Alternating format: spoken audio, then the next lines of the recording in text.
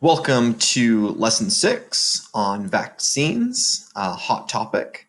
Um, I wanted to just go a little bit farther into vaccines than it does in lesson 5 with the amoeba sisters. And not only because it is a part of the Life Science 11 document here with immunity and vaccines and herd immunity and things like that. But I do have a vested interest. I studied immunology a fair bit in university and studied vaccines. And I want to present again, my personal views and some scientific background to this. Um, what you believe about vaccines is up to you, but I hope that you can come open-minded to this and just see a little bit of what I have to share. So, for starters, I think that there was a really big push a while ago to jump away from vaccinations because of a article. It's about 12 years old now, maybe even 13, about how a vaccine, MMR, was linked to autism. So I just want to. This is a little bit about the article. Um, it has been decredited, basically. But I just wanted to read a couple little things, and then we're going to talk about it further. So in this original paper, Wakefield and there was 12 other co-authors claimed to have investigated a consecutive series of 12 children that were referred to the hospital with the authors reported that the parents of 8 of the 12 children associated with this, there was this loss of acquired skills, so they lost their speech after an MMR vaccination. So the authors concluded from this research that there was possible environmental triggers like that vaccine that were associated with the onset of this disease and the developmental regression, as you can see here. So what's really sad about this is that, in fact, as Britain's General Medical, this is in the UK, so Britain's General Medical Council ruled in January, the children in Wakefield's study were carefully selected, and some of Wakefield's research was funded by lawyers acting for parents who were involved in lawsuits against vaccine manufacturers. So, the council found Wakefield had acted unethically and had shown callous disregard for the children in the study upon whom invasive tests were performed. So honestly, it was just like a sad day for science in general.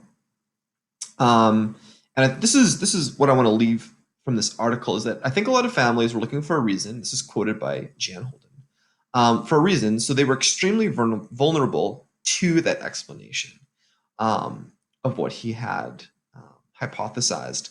And Jeanette Holden, she's actually passed away now, but she's from Canada, and she's a geneticist at Queen's University in Kingston, Ontario. And she herself had an autistic brother, and she headed the Autism Spectrum Disorders Canadian American Research Consortium. I think this was, so she's actually, she passed away. But she did tons and tons of great research for autism. She actually graduated with David Suzuki, which is pretty sweet. She went to university with him, who's another famous Canadian. And anyway, that is the research article that got a lot of people stopping the use of vaccinations. So how does that relate to the course? Well, one of the things that I think is really important to know is that correlation does not mean causation, right? So just because there's some sort of correlatedness doesn't mean that there's a cause because of that. There's been lots of studies about this. If I look very, very, very similar to another person, it doesn't mean that we have the same parents. Even though we look very similar, there's a correlation. It doesn't mean that the causation was that we had the same mother and father. We could just, by chance, have a very similar phenotype. So cause and effect is quite hard to prove. And I think this isn't really a science point, but this is more just a life point, is that you should never make decisions out of fear. So if there, I mean, at this point in time, if I had seen this research and found out that there was a chance that this vaccine could cause my children to have autism, I would definitely be, freaked out, and that could make me, have this, fear-based reaction to just say no. And specifically, the reason why that they didn't like the MMR is because it actually is a vaccine against three things. Not only is it measles, mumps, but also rubella. So there's a lot of people wanting to stop the multi-use vaccinations because that was one of the things. But I'm actually going to get you guys to do a little research in this page here. So if you click on this, there's going to be a link to a couple different articles, and here they are: the contribution of vaccination, to global health, past, present, and future, vaccines for the 21st century, as well as an article on vaccines are not associated with autism, an evidence-based meta-analysis of case control and cohort studies. So I do want you guys to go through that, get a little bit of information. One of the real takeaways for information about vaccines is that some people can't get them. So obviously it's a voluntary thing. So getting vaccinations, not quite the same, but it's similar to donating blood. You don't have to do it. There's obviously really great reasons for doing it. Now, the reason why I would strongly suggest vaccinations young in life is you have a better chance at living. So I'm going to give you a couple examples, some personal, close to home ones. So I was not vaccinated as a kid. I didn't know that. My parents had heard the exact same things. I wasn't vaccinated, and that's not true. I did have some vaccinations as a baby. I know that I had the measles. I know that I had rabies. Had a few of them. But then when I went to university and I took my immunology class, I learned all about these vaccinations. So I was like, oh, I should go and check what I have. And anyway, I ended up going, and as an adult with a very strong immune system, I went in and I got, I think it was 12 different vaccinations. Some of them were all like Twinrix. It was hepatitis A and hepatitis B all in one shot. But I was able to get 12 vaccinations. And even to travel to certain countries, you need to have vaccinations. So having a better chance at life, it's so important. And so the other example from my personal life is that one of my cousins was actually hospitalized with whooping cough.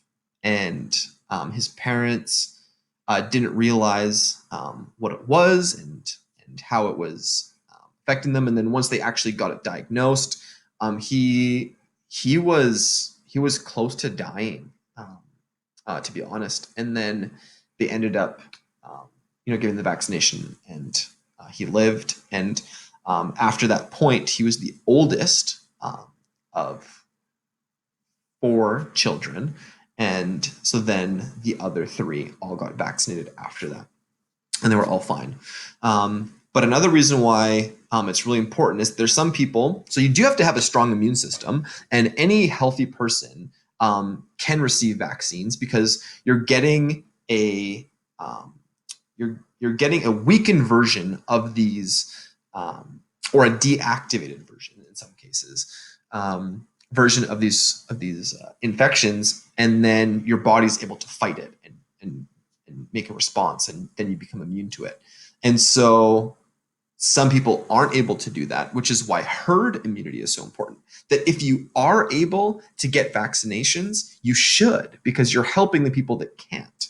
Like my son is only 6 months old, and there's certain vaccinations that he can't get until he's 1. So if I minimize my screen here, you will see my little cuties. So he's got his vaccinations, she does too, but he does not yet. He's only 6 months as I'm making this video. So anyway, I really wanted to just share this with you and some of the misinformation about immunizations. So there actually is a website that Canada has on vaccines and immunizations, and one that BC has. And I know that there's some additional things where people are worried about the mercury and different specific enzymes that are in vaccines. And in this article, it actually talks about how they did a research, and there's no relationship between autism or and thimerosal or mercury that leads to autism. So none of those things that are within a vaccine are. And I know that it's tough because obviously there's lots of moving parts here, and I don't want to force my beliefs on you, and I wouldn't want to force my beliefs on anyone. I just want to present some information to you here. Take it as you may. Have an open mind. I know that I do too. And if you want to chat about this, come see me on Skype. I'd love to talk about it. And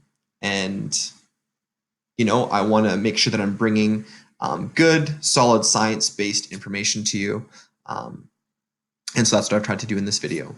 I really hope that you are able to see why vaccines can be super important, and why there's a really big push in trying to get vaccines into underdeveloped parts of the world, because there are still, unfortunately, millions of people that are dying from diseases and sicknesses that can be vaccinated against. And to me, that's just terrible, and that shouldn't be happening. But I do know that there's lots of people that are trying to figure out the best ways of transporting it and getting it into the hands of people in areas that don't have access to it yet. So there you go. Lesson number 6 is completed. I hope that you guys have learned something good here. And as always, feel free to come ask me questions.